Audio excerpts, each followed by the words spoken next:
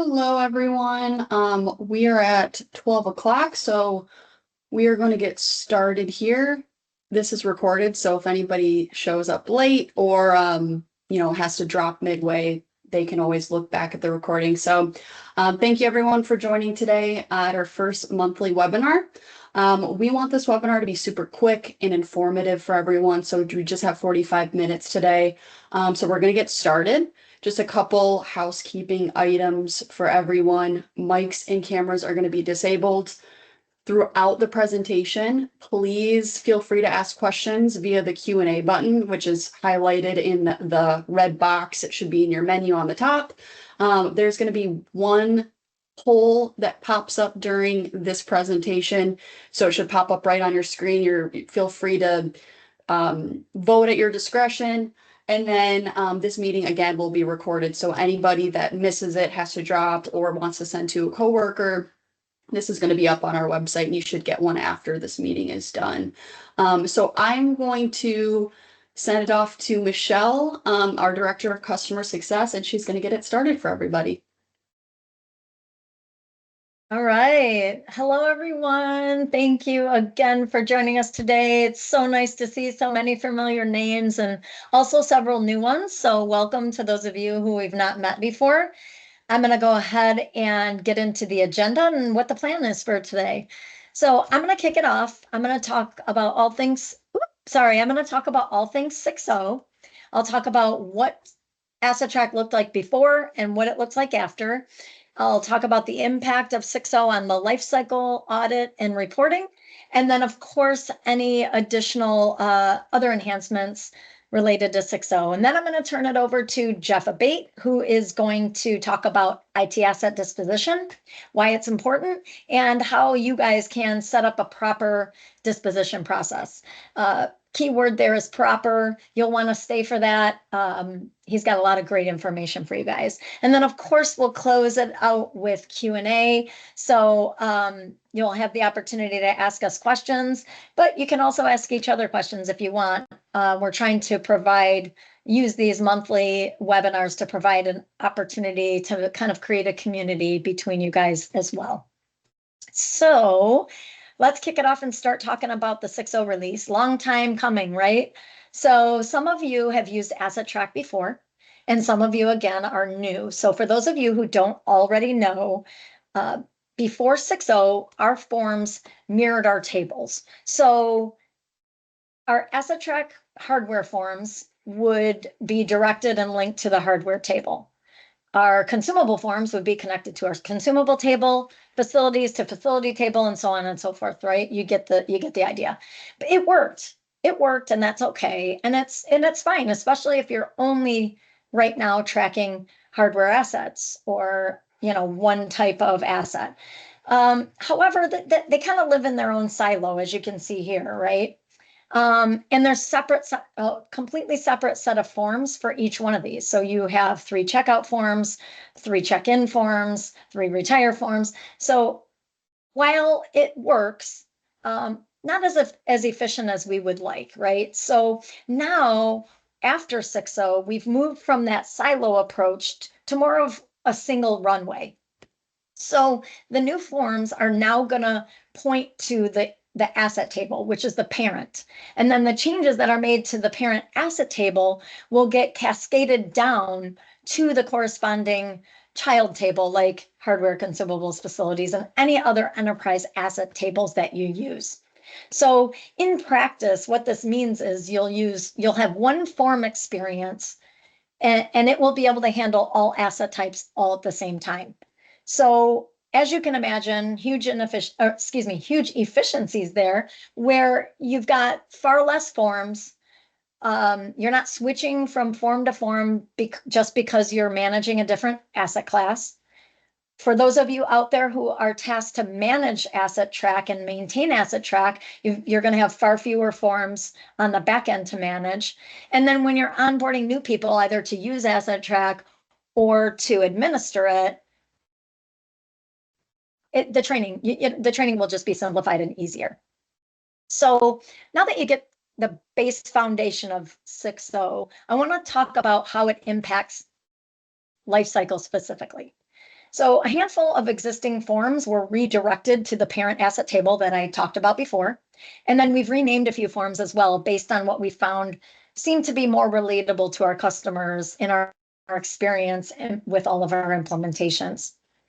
As well as those changes, we have 3 new out-of-box forms. Some of them you may recognize and some of you may not. We may have built some specifically for you during your implementation, but for most of you, these are going to be new. So bundling assets, ship, and pending disposal. So bundling assets allows you to create that parent-child relationship. And you can associate, let's say, a parent laptop to children peripherals like keyboards, mice, monitors, headsets, things like that, right? And think onboarding people. When you get new people, there's always that one set of equipment that everybody to get started. So bundling is really helpful in that area. Shipping, the ship allows you to ship all different asset classes using one single form. You don't have to ship your consumables separate from your hardware assets, separate from your facilities. You can now ship it all together on one form. So let's say you're closing a regional office or something, you have to move all kinds of assets to a different place. The ship form is the need. Last but certainly not least, pending disposal, and it allows you to move any asset class into a stockroom with a disposal substate, properly retiring assets. And I put properly in quotes because Jeff is going to talk to you about ITAD later, and properly retiring your assets is really important, and he's going to explain to you why. So make sure you stick around for that.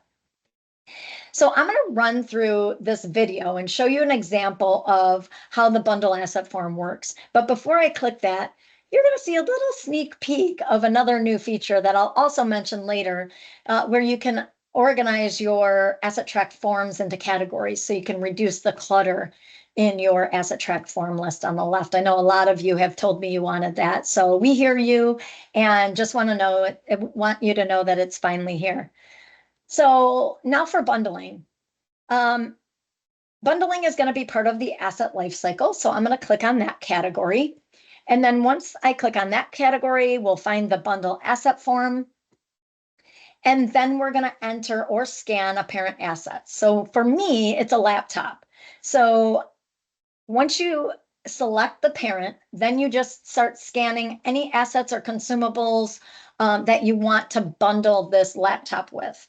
So I'm bundling with a keyboard, a mouse, a monitor, iPhone, similar to what I had mentioned earlier. And once you have all the things that you want to bundle, you just upload the form, just like any other AssetTrack form.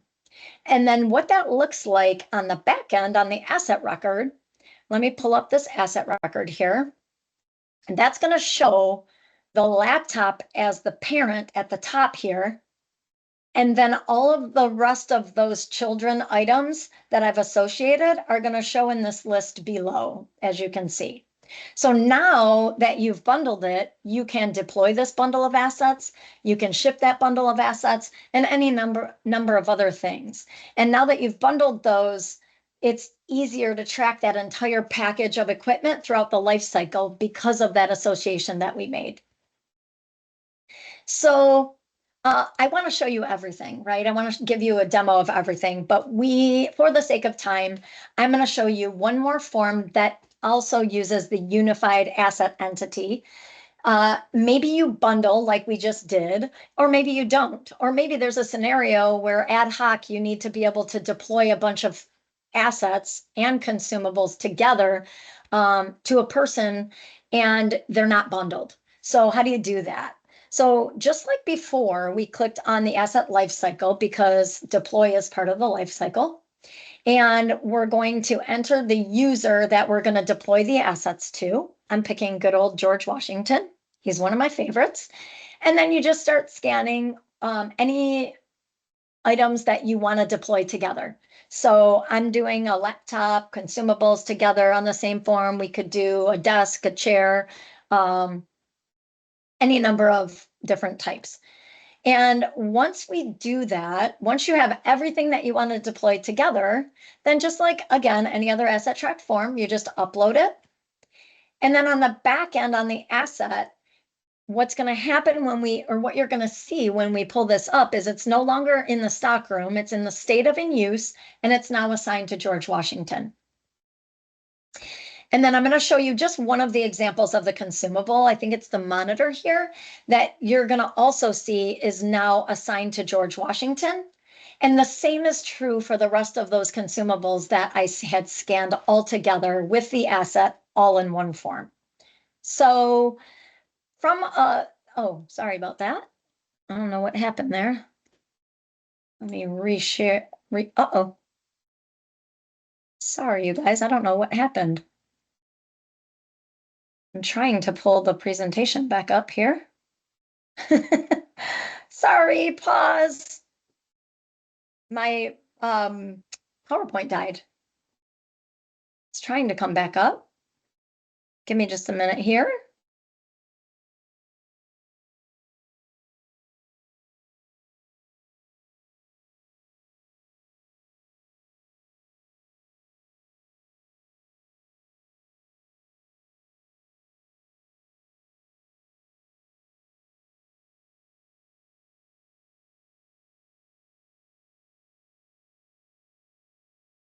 Michelle, I can try to share my Yeah, I don't know what's PowerPoint. happening. My whole Microsoft is gone. Yep, I'll share.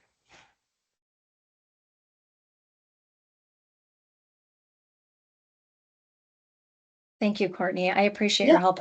It's like the whole thing is gone. sure, no problem.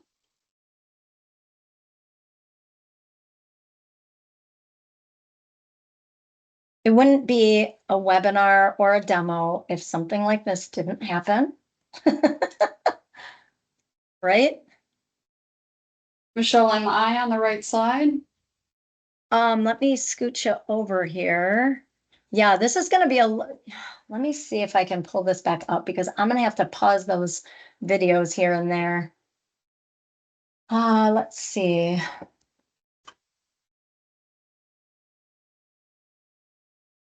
Yes, you are on the right slide, Courtney.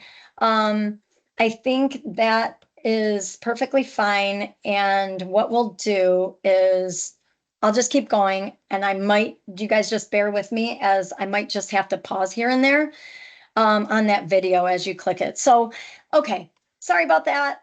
Auditing assets. Basically, we've talked about a couple of the lifecycle forms and what the changes are from a unified asset perspective. Now let's talk about asset.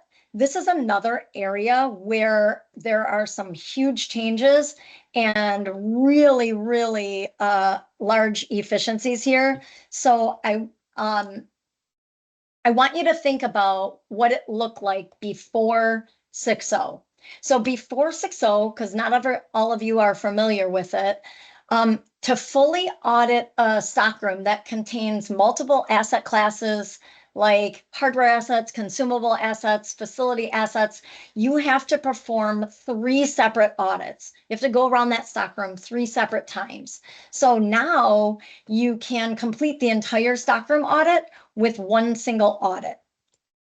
And one audit definition, one audit instance to manage the entire audit for all asset types, and probably most importantly, one single trip around that stockroom.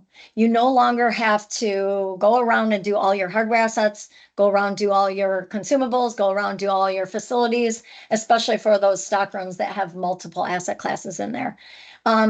So let me show you what it looks like. But Courtney, before you click play, for the sake of time, I'm using the basic audit just because it'll be a little bit quicker and all of the UI functionality is the same as it is in advanced audit, so don't worry there. Go ahead and click play, Courtney. So we're going to go into auditing this time, and we're going to choose audit stockroom, and we're going to type the stockroom that we want to do the audit for, and then click search. Now, can you pause real quick, Courtney? What's going to happen here is AssetTrack goes over to your unified asset table, and it's going to pull in all of those assets that are showing where demo stockroom as their assigned stockroom. And those are all the assets that are going to appear here, regardless of the class. So you're going to see facilities assets, you're going to see consumables assets, you're going to see hardware assets all together. So go ahead and click play, Courtney, and we're just going to start scanning here. So from here, the audit functions completely as normal. The found assets, as those of you who have used AssetTrack before are used to, the found assets show green, unexpected shows yellow, and new assets show red. So nothing changes there other than the fact that you can start from one end of your stockroom and continuously scan until you're done, no matter what the asset type is. All right, so Courtney, I am back in business, and if it's okay, I'd like to reshare because I do have to pause the next video several times. Does that make sense? Sure. Yeah, go for it. All right, thank you. I appreciate it. All right, let me share now and hope that my PowerPoint cooperates this time. It looks like it's going to. You're on your Word doc, Michelle. Oh no, that's not good. I picked the other one. All right, I'm picking this one. Let me know. Oh, I have the red box around it, so I think I'm good. Can you see that now? Perfect. Yep. Okay, so along with lifecycle changes and audit changes. Michelle, sorry. Oh, sorry. You had something in the way, but you're good now. Go ahead. Okay, I don't know what it was. My computer is really malfunctioning because there was never anything in front of it. Thank you, Courtney, for letting me know because I certainly want everybody to be able to see.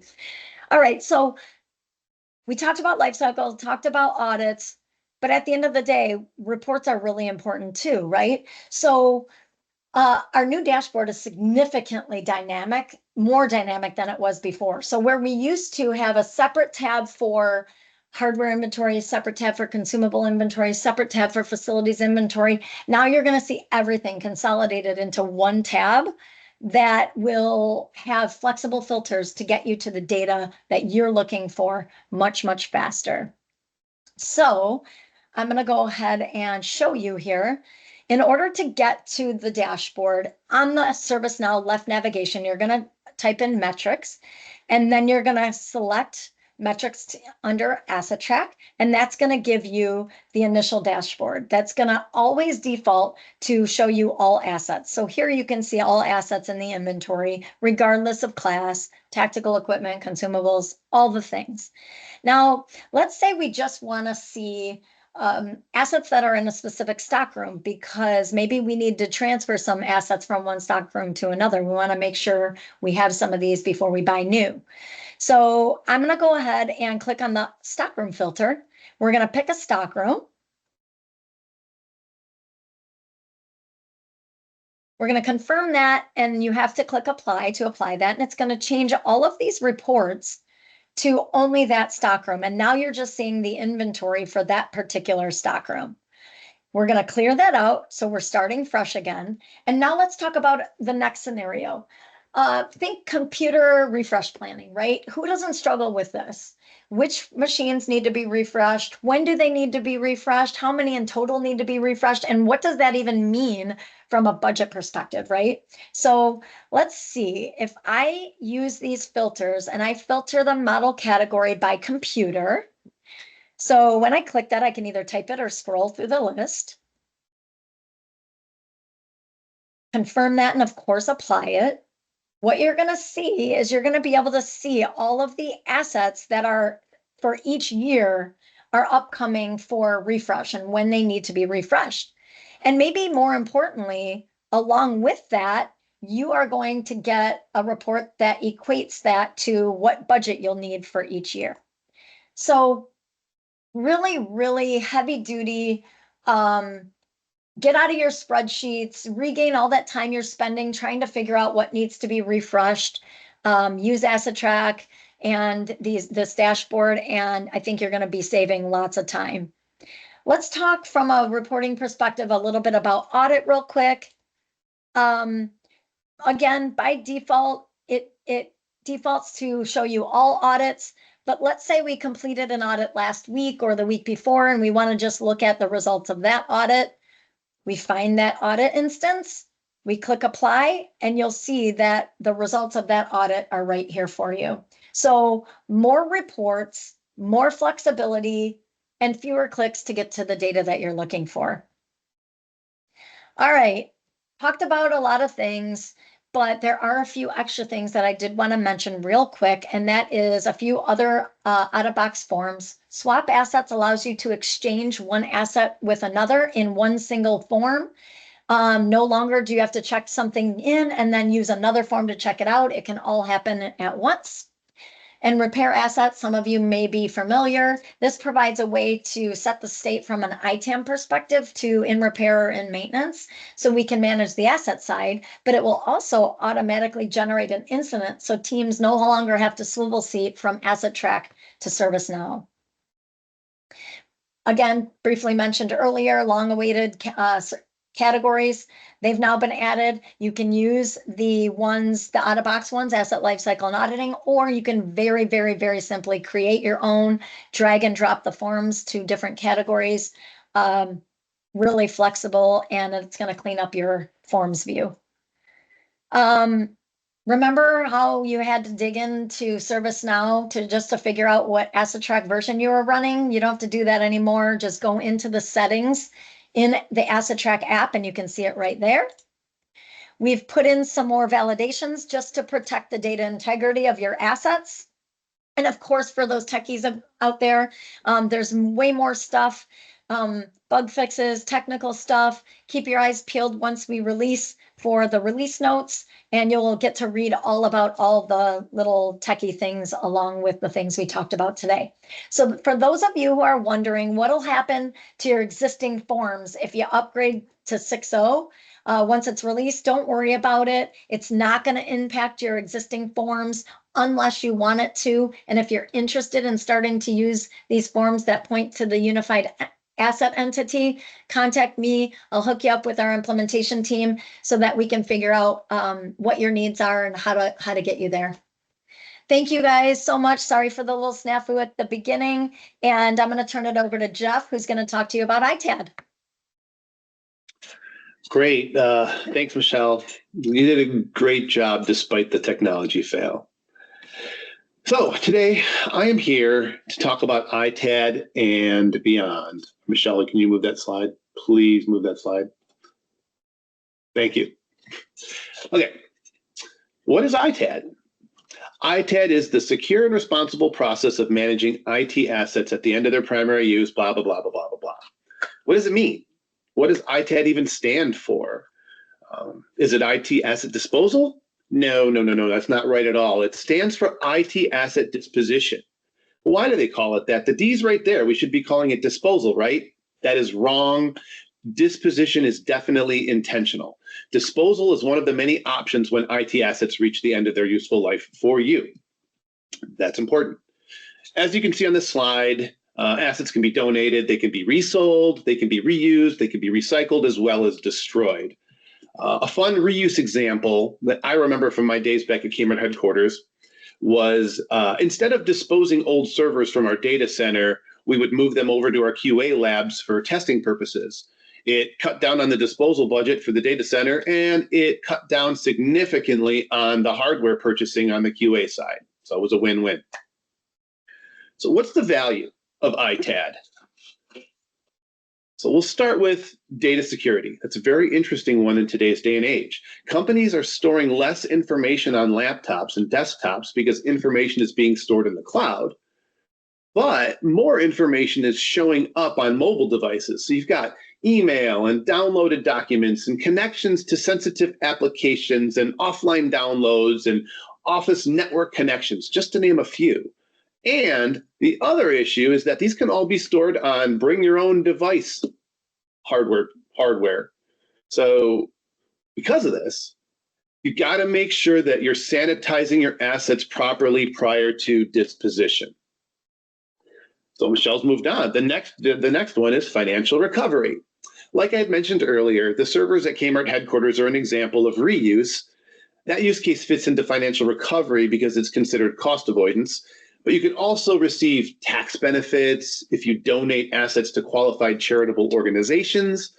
And with careful planning, compliance checks, and process controls, you can auction or sell your older hardware on Amazon or eBay. Next one is sustainability. This is another big important factor. What's your carbon footprint? Is your department getting pressure to show reductions in your carbon dioxide equivalent? My guess is our larger customers here today are starting to define your carbon reduction goals, but the smaller companies aren't quite there yet. It's probably going to change over the next 5 years or so. It's becoming more and more important to focus on carbon footprint. But now I have a very serious question for all of you. Do we have Taylor Swifts or do we have Keanu Reeves with us today? It's an important question. Go ahead and answer the question and I'll explain my reason for asking. I think that, Courtney, you just put the poll out there. I'm going to take it too.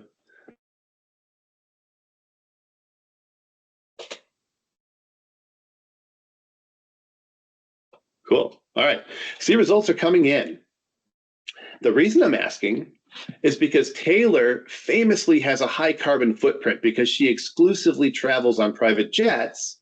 And conversely, Keanu is well known for having a low carbon footprint because he uses public transportation. So at heart, you can be a Swiftie, but from a business perspective, be a Neo by reducing, reusing, and recycling your assets and earning a lower carbon footprint. Yay, Neo for the win. Okay, the last two values that I'm, thanks for the applause, I know that was a little weird. The last two values I'll mention are compliance and risk reduction. They can be the unsung heroes of your ITAD solution. Documented proof goes a long way during audits if you're involved in a lawsuit. Here's another story. Many years ago, my asset management team was sued for illegally dumping monitors into landfills.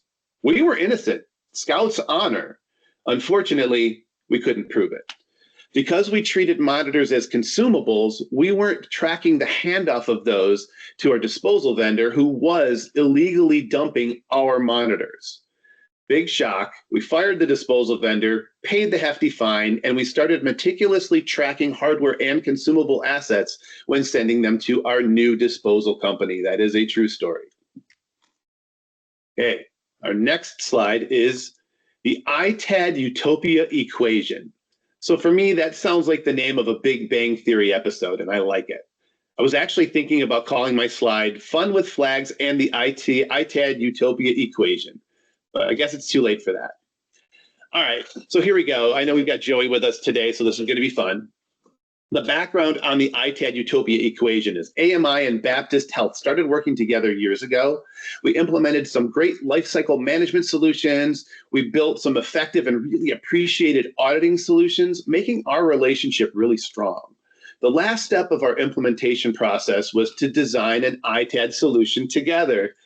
Yeah, so what we did is, here's our use case. Joey, who, like I said, is on our call today, is the subject matter expert of all asset management things, and he's great at writing process documentation, very, very good at it.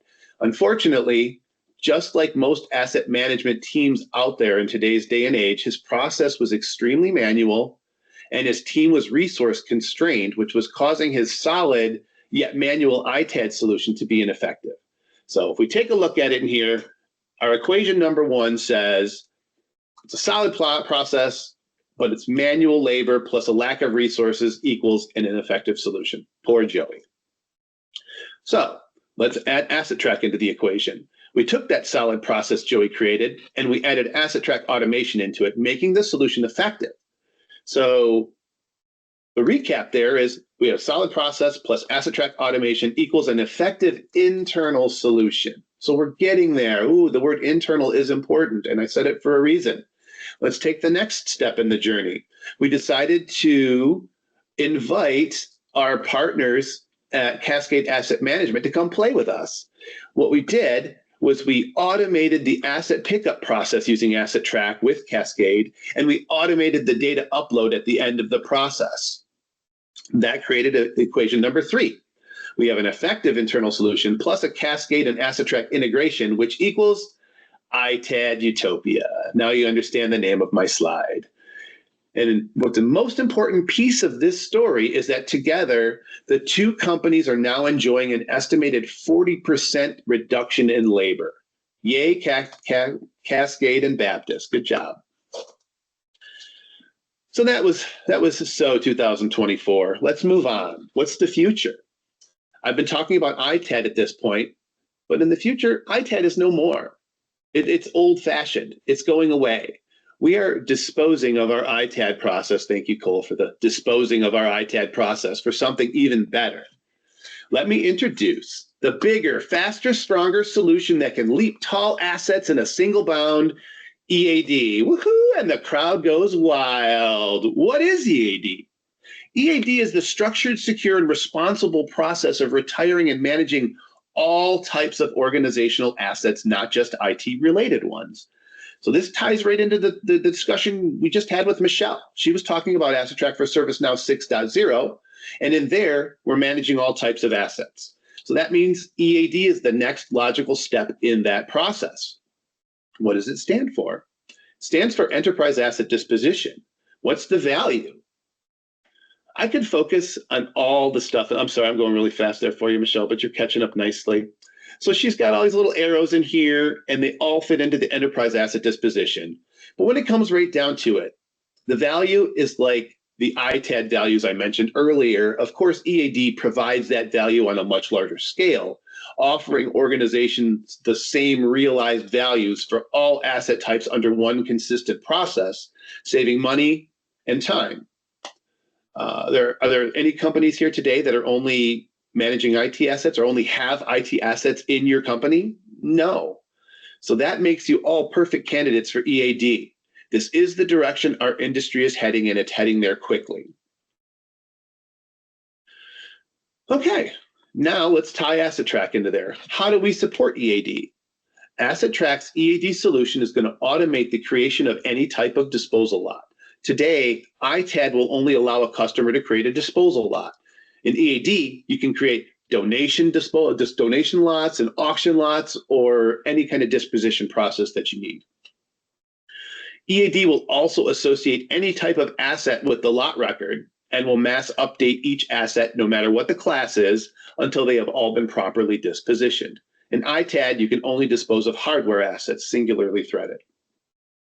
In EAD, you'll be able to process any of those assets that you're tracking until they're in a state of retired. That's really the ultimate goal here, is to get those things retired or reused and in stock or in use somewhere else, right?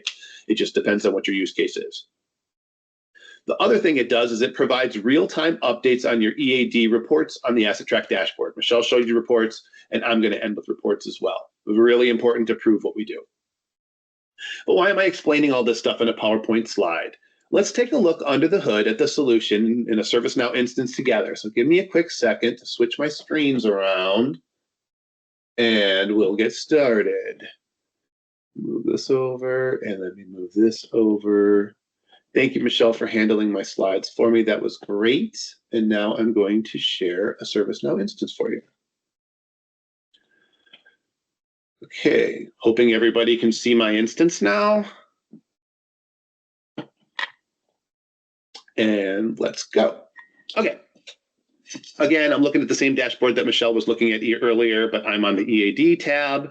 We are going to start with AssetTrack, though. So let me launch AssetTrack. I'm going to open a form that is called Pending Disposal.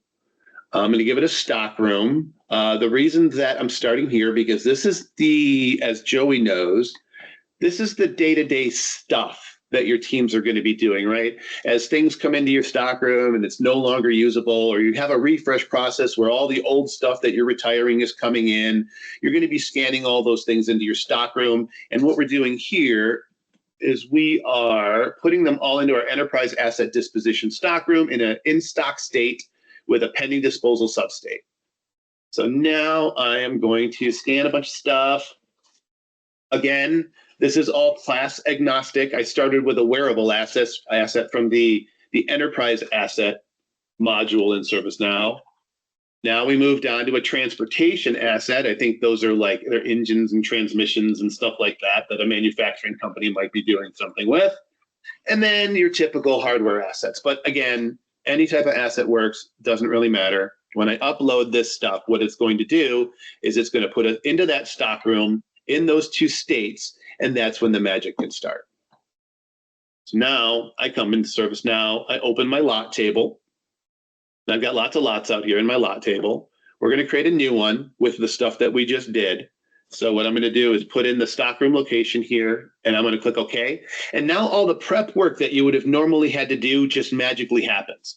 What's happening in here is it's moving all of, I'm going to do this though, because I don't want to show you all this. This is all the related hardware to the ones that we have, all the consumables that are children show up in here too.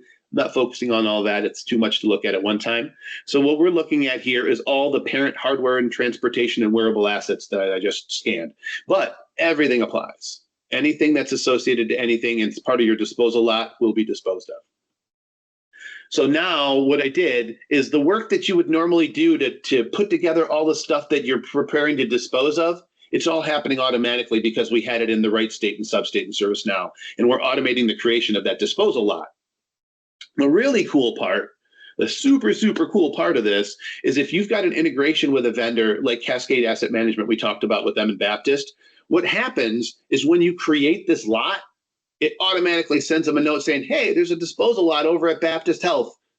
Go get the stuff. And then they come and get the stuff. They scan all the stuff. They use an AssetTrack form to scan all the stuff. It updates all the stuff. And I'm just going to simulate that here. In a manual process, what you would do is you would click on this export CSV button and you would send that over to your disposal vendor saying, hey, here's all the stuff that I want you to come and pick up and dispose of. So then they have the list, then they would come and they would be able to pick up all the stuff and make sure it matches. But Cascade would be able to use a form that scan, does this. So I'm clicking the vendor pickup button. Now I'm going to go back into my lot. What they're going to be doing is they're going to be scanning all the stuff with a form that's going to automatically move it to an in-transit pending disposal state. I don't know why that one didn't go. I'd have to go look at the asset. But what it's going to do is it's going to move it all into an in-transit pending disposal state in your instance. So you're going to get that real-time update. If there's something that's missing when they're scanning, that means that your pile of assets that were sitting there wasn't accurate, but you know exactly which one because you can look here and say that asset TP10272 wasn't scanned. Let's go find it. Something happened. It gives you a real-time opportunity to try and figure out what you have and what you don't, and then they can go off and they can do their disposal piece. So let's move along in my presentation here. I already showed you the vendor pickup. I explained that. So the next thing we're going to do is I'm going to show you the end process. Again, if you're automated with your vendor, they're going to go back and they're going to start disposing of things. And as they dispose of things, you're going to get real-time updates in your instance that they've been properly disposed of. It's going to tell you what the sanitization date was or the method was, what the disposal method was, whatever information you want to know. It can get sent in immediately as they progress. And then when they get to the end, they can send you in the disposal certificate. So you can say, oh, look, all the stuff has been properly disposed of. Here's my certificate. Look, my lot is now closed. They did all the work for me. I don't have to do any of the work for me. I don't have to do any of the work myself. It's just done. But without that integration, what would happen next is we would go into our portal. So what would happen is they're going to send you a certificate of destruction. They're going to send you a CSV file that says, here's all the stuff that we disposed of you. Here's all the methods we use. This is all the information that you need. And you would be able to come in here. You'd be able to open your file import.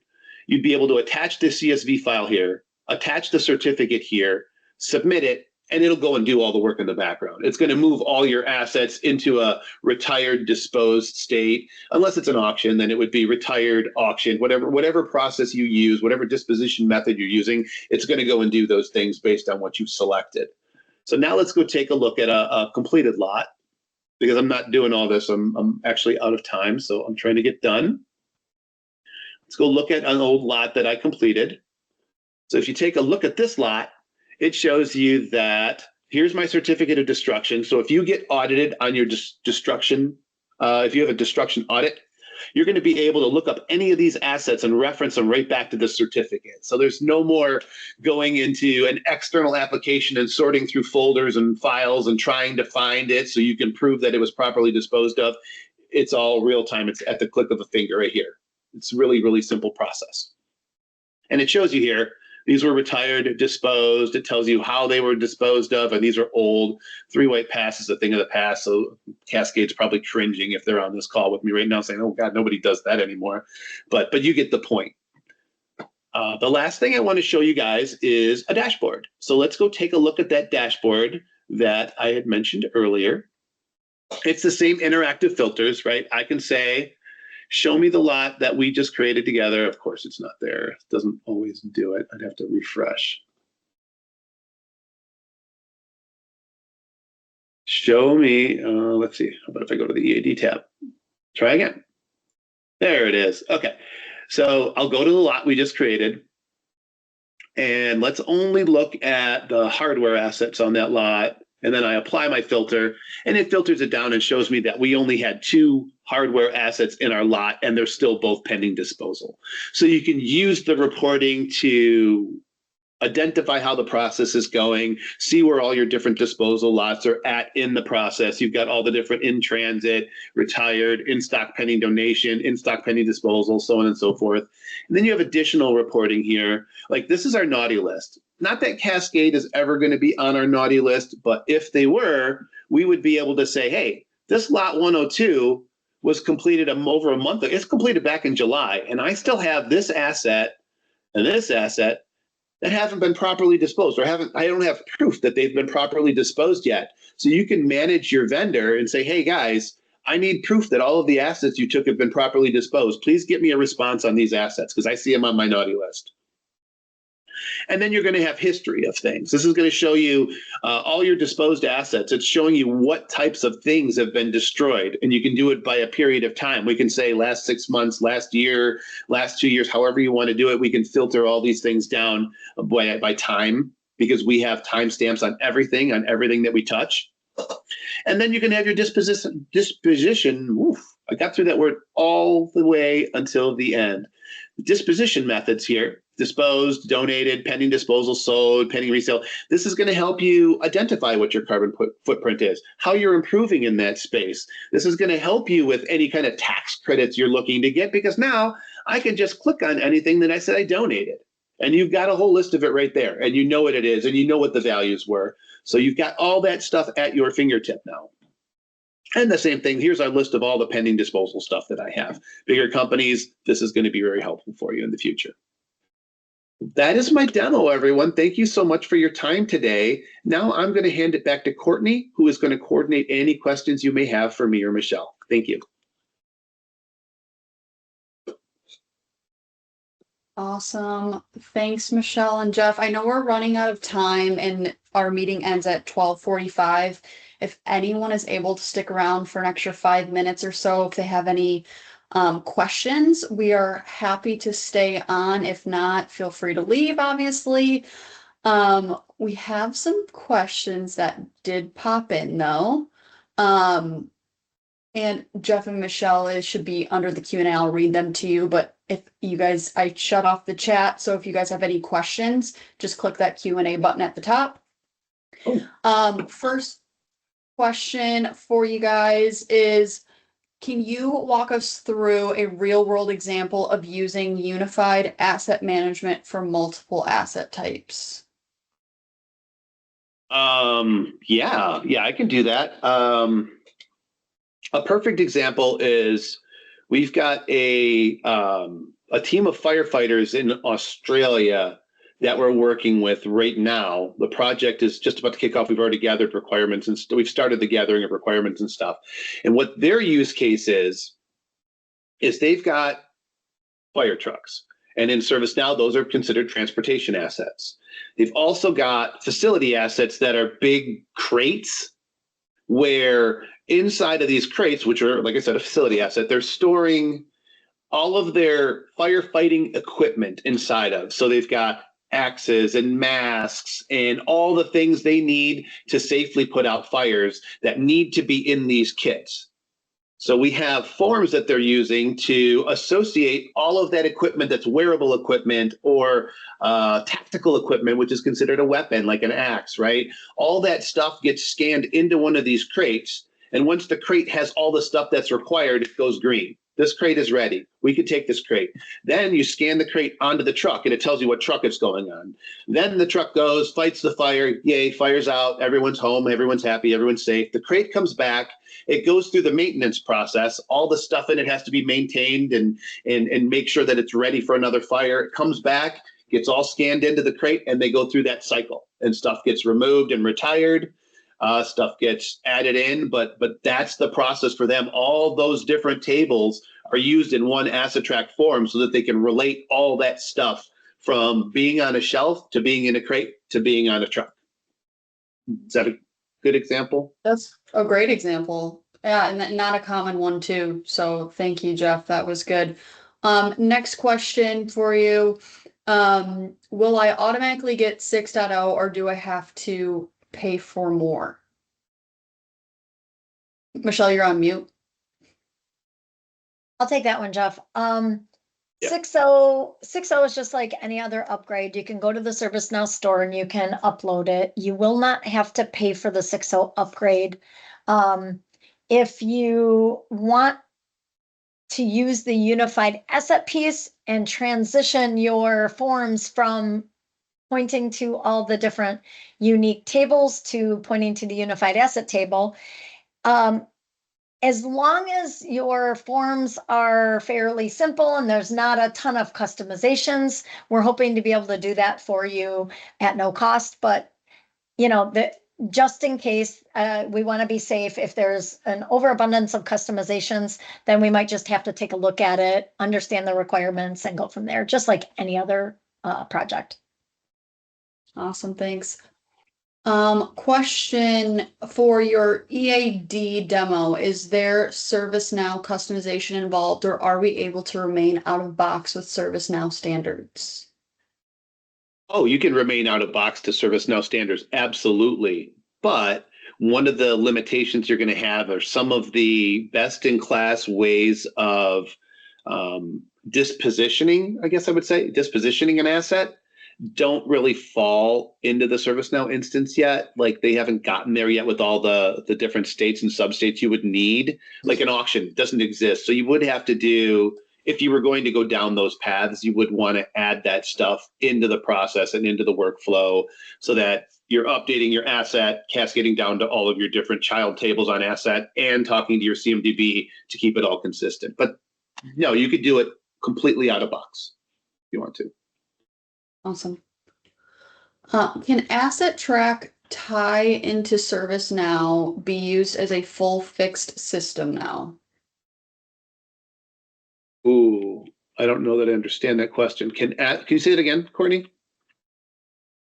Can AssetTrack tie into ServiceNow be used as a full fixed system now? This is for from David Paul. So David, we know you well.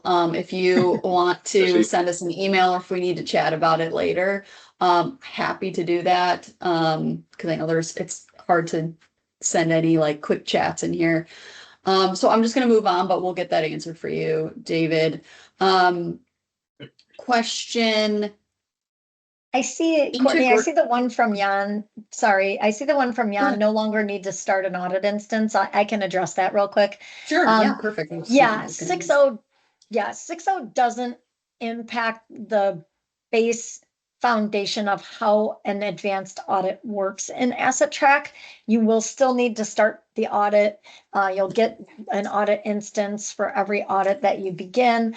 But the difference is when you upload that advanced audit, it's going to communicate with the unified asset entity, which then the changes to that table will get cascaded down to the unique child table. So that's the change there from an audit perspective, but it's not changing the foundational functionality of the advanced audit. You can schedule the start and the end, though. We did build a scheduling piece into it where if For you sure. wanted to start on October 1st next year would be November 1st of this year, you can actually schedule it where it'll automatically start that audit on November 1st. Yeah, and you can set the frequency of that too. Lots I know of we had flexibility Scott with here. advanced audit. Sorry, Jeff, go ahead. No, that's okay. I was just gonna say, I know we have Scott here from Army, or he was here at one point, and we used that for a while there with them, where we were scheduling them on every October 1st. You know? Yeah. Awesome. And the question that multiple people are dying to know is, when will 6.0 be available?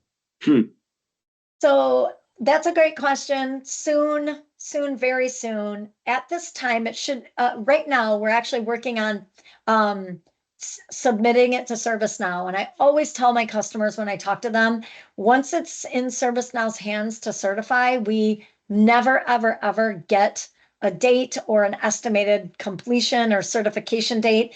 It depends. It depends on how quickly they work on the certification. They go through, they may have questions for us. So there may be some back and forth that we need to go through with them. If I had to guess, I would say by the end of October is where I'm hoping 6.0 will be released. And that would be public. That would be public sector. Correct. Understand FedRAMP is going to take an additional couple of weeks because there's another level of security it has to go through before our FedRAMP customers would get it. Yep, that's right. Good. Yeah, good and keep a point, Jeff. lookout for any communications coming from Team AMI about release, when things are released, release notes and everything like that. Okay, last question, and we will shut this thing down. David came back, fixed his question.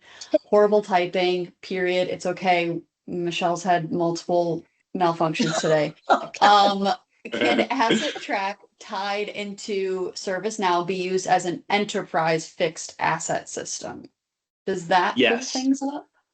Yes, Okay. that helps a lot. That's exactly what Michelle was demoing for you. It does all asset management stuff.